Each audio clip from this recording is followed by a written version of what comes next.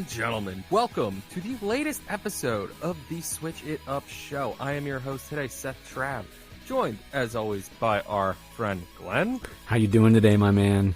I'm doing well because it is firmly the Halloween season. You and I, of course, have been continuing our 31 and 31 challenge, where we are counting down 31 horror movies from every single year that I have been alive, because I am now 31.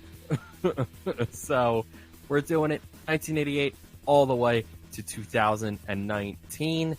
But, ladies and gentlemen, instead of going on and on about all the spooky happenings, we're going to let these sweet, sweet beats ride.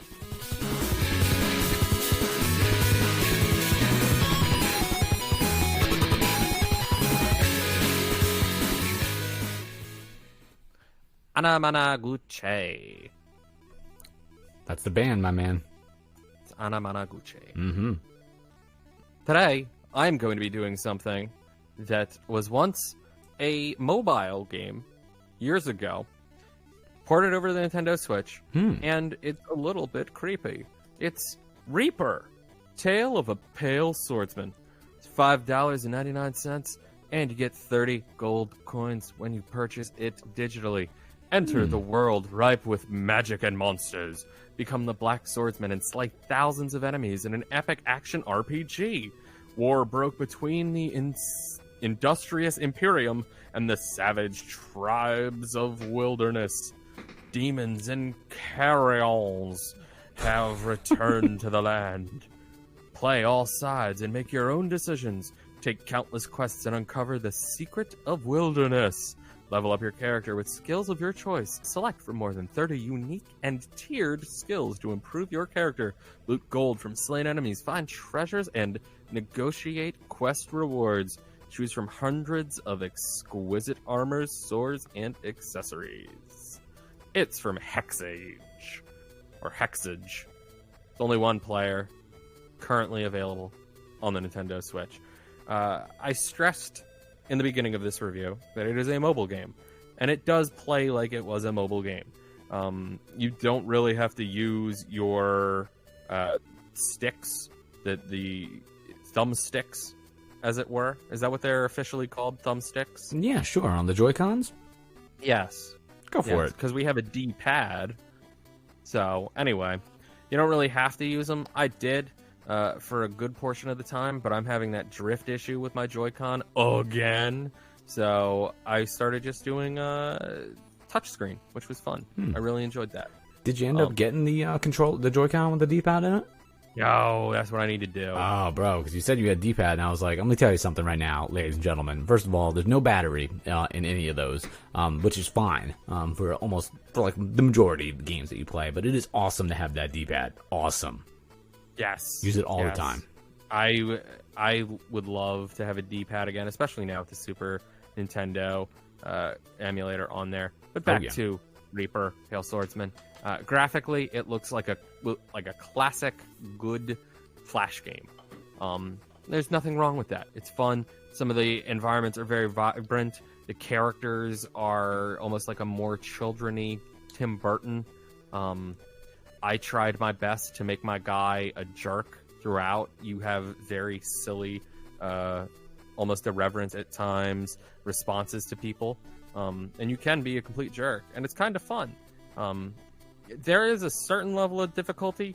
The attacks are sort of auto, so you don't really have to use the buttons too much. And I think that's where the mobile part of it really shows, is that your attacks, you could just spend the entire time moving your character over towards enemies and slaying them, and that would be the game. But that's kind of fun. I enjoyed this ride. I thought being able to do heavier moves, uppercuts, down blast, heavy swipes were fun, and it was good. I don't really have many complaints about this game. The music was nice. It was there. It could have been a little bit...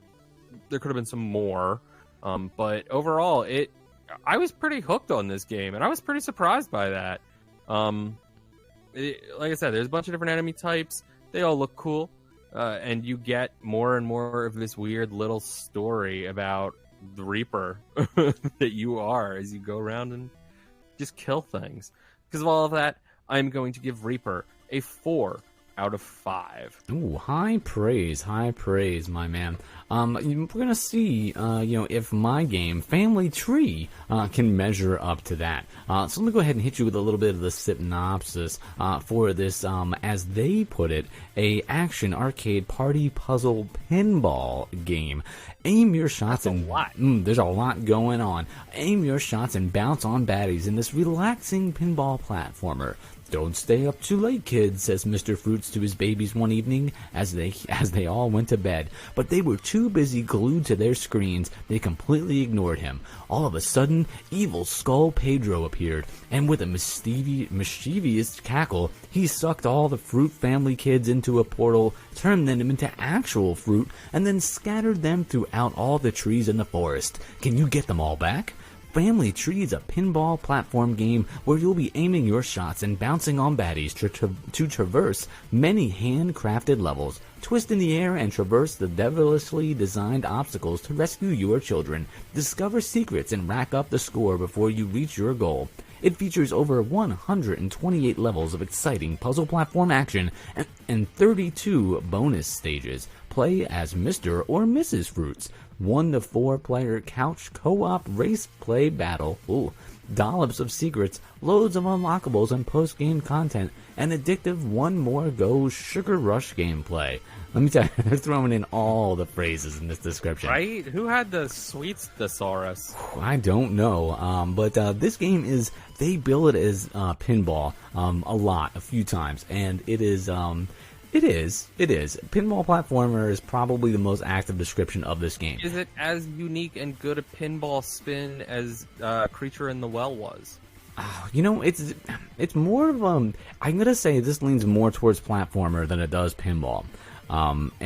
This is all these levels are super bright and colorful. You see this game and it just looks fun, and it is fun. This is like Candyland on like I don't know, some like hallucinogenic drug. Like it's super bright and vibrant colors. The design of this game, the graphics, like everything, like looks inviting. It's spot on. They do a great job nailing the theme that they're going for, and because of that, you want to keep playing and kind of see what's in store. How it kind of works is you get to like kind of jump yourself up, and you're going up and up, almost like it's a tower, almost like you're looking at the pinball machine. It's not a pinball machine. There are different vertical levels, but almost like as if you were looking straight down on this pinball table, and it just goes up and up and up and up and up. Almost as if it was a 3D multi-layered pinball table. Yeah, kind sort of like Star Wars chess or Star Trek chess. It's whatever not... chess they had multiple tiers of.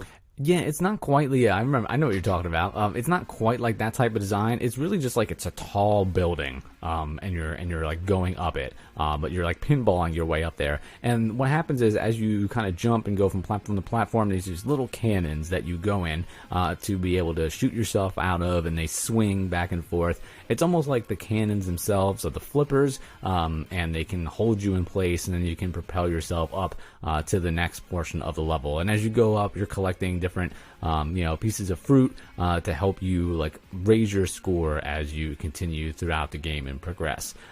It's really interesting. The game itself is fun, but there's also a timer aspect to it, and with regards to the score, the faster you finish it, the higher the score you'll get. There's collectible coins for you to gather as you go through it. That'll like pad your score even higher. There's many different modifiers that come into play to make you have the highest score, but of course, if you want to be able to get all of these things, collect all these different items in each different level, it's going to take you more time, and that's going to lower your score.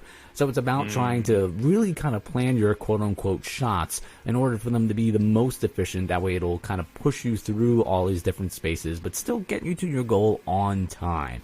So if you like that kind of race against the clock, like score chasing, collect everything type of feel, this marries all of those together in a crazy, colorful way. This game is fun. I don't know if it's necessarily for like a hardcore like pinball type person. Not that I am. And it's not really a straight platformer either. It's both.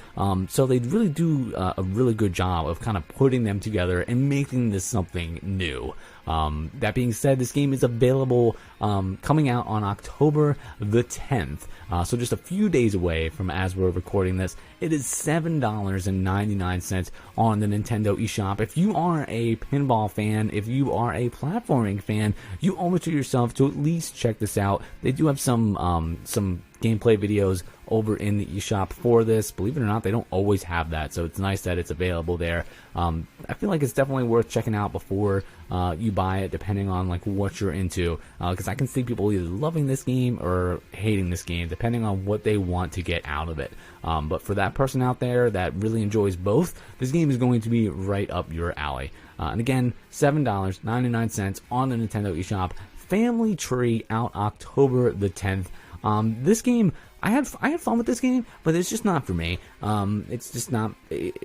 It's mixed too well. You know, I want it to be one or the other. I wanted it to be I read it as pinball, and I wanted it to be more pinball. So that's that's on me for bringing it in. Coke guy, you're a vanilla Coke or a cherry Coke. I guess that's what it is, man. It's just too close. It's like when someone gives you the white Airhead, and you're like, today I'm gonna guess the flavor. You're not gonna guess the flavor. You're never gonna guess it. But that's like a testament to how well that they did this game. So that's awesome. But for me, I wanted a little more pinball, and it was a little too much platforming for me. But that's just my take. I'm gonna give this game. I'm gonna give this a 4. It's fun. It just wasn't for me. I could definitely see someone giving it a higher score. I can't give it a lower score because I don't have any problems with the controls. The graphics are awesome. The game is fun. You know, I don't want to take anything away from it. It's just, you know, I didn't get as much. It's just not my vibe. But that being said, it didn't do anything bad. Didn't do anything wrong, and it's fun. So see, I dig that. Because that makes me actually want to go out and get it. For that price, why wouldn't we? Yo, $7? Fairly fun, very enjoyable, graphically great, and very cheap. What more could you want from the Switch It Up show? I don't know why I'd say it, because how could you be bored?